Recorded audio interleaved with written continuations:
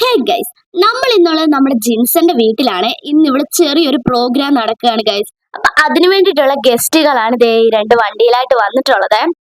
അപ്പൊ ഇന്ന് ഇവിടെ നടക്കുന്ന ഫംഗ്ഷൻ എന്താണെന്നറിയോ ഗൈസ്? ഇന്നൊരു ചെറിയ കല്യാണം ഉറപ്പിക്കൽ ചടങ്ങാണ് നമ്മൾ ഇവിടെ നടത്തുന്നത്.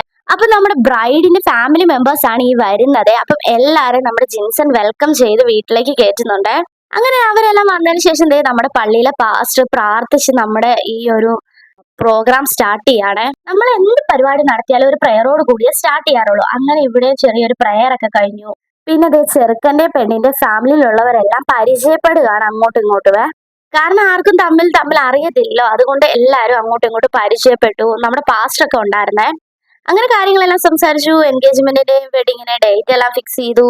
അതിന് ഇവിടെ ഫുഡ് എല്ലാം റെഡി ആയിട്ട് മോര് കറി, പരിപ്പ് കറി, അച്ചാറ്, തോരൻ, ചോറ്, മീൻകറി, പിന്നെ നമുക്ക് ഇവിടെ സ്പെഷ്യൽ ആയിട്ട് ഉണ്ടായിരുന്നത് ചിക്കൻ ഫ്രൈ ആയിരുന്നു ഗൈസ്. അങ്ങനെ എല്ലാ ഫുഡും റെഡിയായി.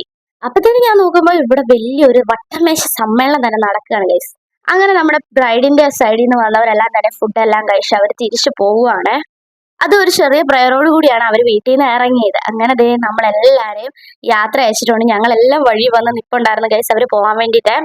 അത് കഴിഞ്ഞ് പിന്നെ നമ്മളെല്ലാവരോടും കുറച്ചു നേരം വർത്താനൊക്കെ പറഞ്ഞ് ഫോട്ടോ ഒക്കെ എടുത്ത് പിന്നെ ഫാമിലി മെമ്പേഴ്സ് എല്ലാം കൂടെ ഫുഡ് കഴിക്കാൻ വേണ്ടിയിരുന്നു. ഇതാണ് ഗൈസ് നമ്മുടെ ഗ്രൂമിന്റെ മദറെ.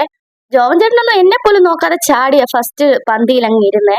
പിന്നെ ഇതെല്ലാം നമ്മുടെ കസിൻസ് ആണ് ഗൈസ്. പിന്നെ എന്നെ ഒരു പരിപാടി ഉണ്ടായാലും കസിൻസ് എല്ലാം എപ്പോഴും ഒരുമിച്ച് ചട്ടിയല്ലേ ഇരിക്കുള്ളൂ. പക്ഷെ നമ്മുടെ ജോസൂൺ ഉണ്ടായിരുന്നോണ്ട് എനിക്ക് മാത്രമേ ഇരിക്കാൻ പറ്റും. ഞാൻ രണ്ടാമത്തെ പന്തിയിലാണ് ഇരുന്നത്.